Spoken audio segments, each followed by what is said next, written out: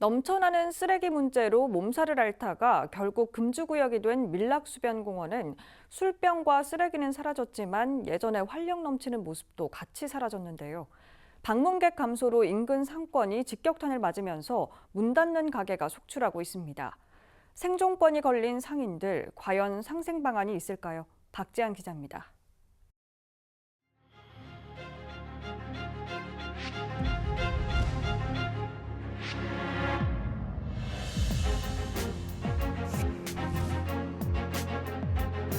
도저히 힘들어서 이런 걸 하겠는데 사람이 안 찾아와요. 우리만 피해보는 게 아니고 여기 다 지금 문 닫고 있는 입장인데.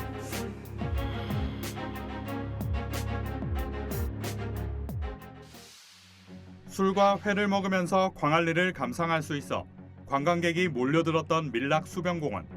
많은 사람들로 인한 쓰레기 문제와 소음 등 민원이 발생하면서 올해 7월 1일부터는 금주구역으로 지정됐습니다.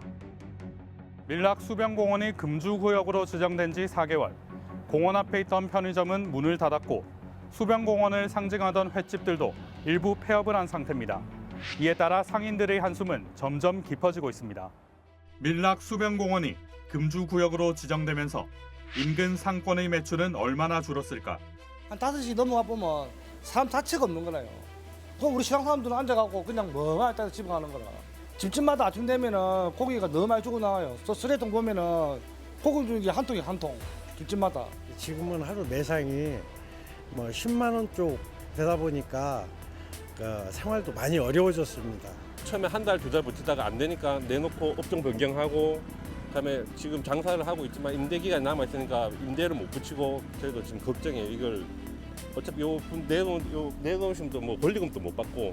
딱 보니까 매출이 한 95%가 떨어지는 거라요. 95%도 더 이상 방법이 없으니까 또 앉아 있으려고 해도 직원들도 미안해하고 해서 스스로 그만둔다 하더라고요. 그래서 지금 반의 반값을 내놔도 점포가 안 나갑니다. 그러니까 집세는 비싸죠. 매달만 나가야 되죠. 인근 상인들은 상권 회복을 촉구하는 비상대책위원회를 꾸려 금주구역 중재를 촉구하고 있습니다.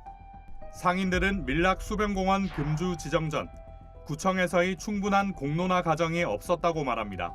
단 한 차례의 용역 설명회만 개최했을 뿐이고 이마저도 공청회라는 이름으로 포장했단 겁니다.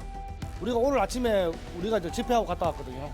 인인 시위하러 갔다 왔는데 그 구청장님 만나고 해도 아무 응답이 없으니까 구청장님은 해도 너무한 거라. 수영구청장이 괘씸한 심정이라 우리는.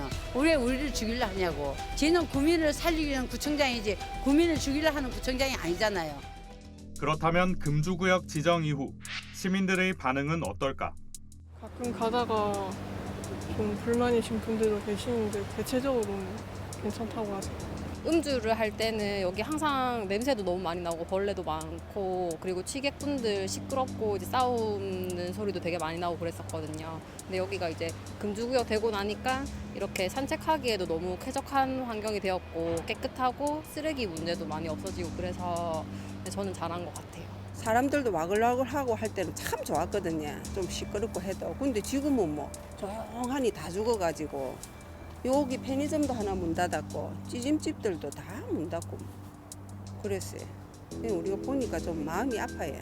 제 생각에는 그냥 뭐 금토 한 이틀이나 그냥 옛날처럼 개방해 주시면 같이 상생할 수 있지 않을까.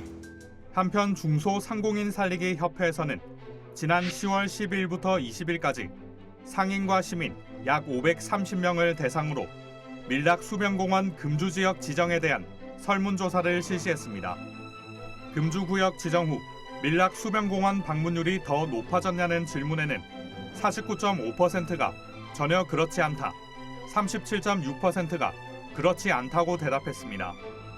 또한 금주구역 지정 이후가 낫냐는 질문에는 약 80%에 가까운 시민들이 그렇지 않다고 답했습니다.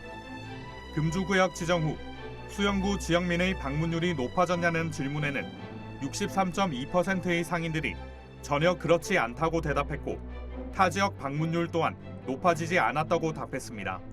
금주공원 지정 후에 실제 지역 경제와 골목 상권에 대한 상인들이나 지역 주민들은 어떤 생각을 하고 있는지 알아볼 필요가 있었습니다.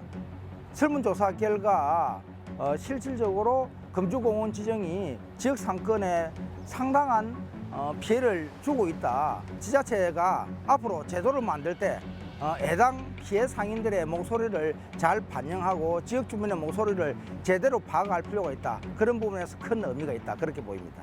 수영구청의 조사에 따르면 지난해 7월 19만 9천여 명, 8월 17만 9천여 명이었던 방문객 수는 올해 7월 10만 3천여 명, 8월 11만여 명으로 집계됐습니다. 수영구청에서는 문화공연을 상시로 여는 등 가족 친화적 공간으로 조성해 방문객 발길을 끌겠다는 계획이지만 상인들 입장에서는 탐탁지 않습니다. 먼저 금주공원 지정 해제를 하고 그런 연후에 상인 조직을 결성을 하는 게 필요하다. 그렇게 보입니다.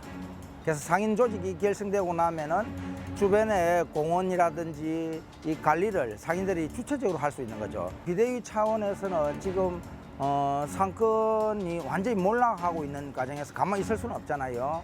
또 11월 중에서 어떤 대규모의 어떤 집회 행사를 통해서 본인들 뜻을 구청에 전달하고자 그렇게 준비하고 있는 걸로 알고 있습니다.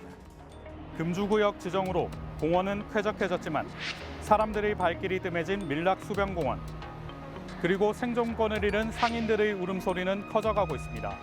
상인과 주민, 그리고 수영구청이 머리를 맞대 밀락수변공원과 인근 상권의 활성화 방안을 찾아야 할 때입니다. BTV 뉴스 박찬입니다.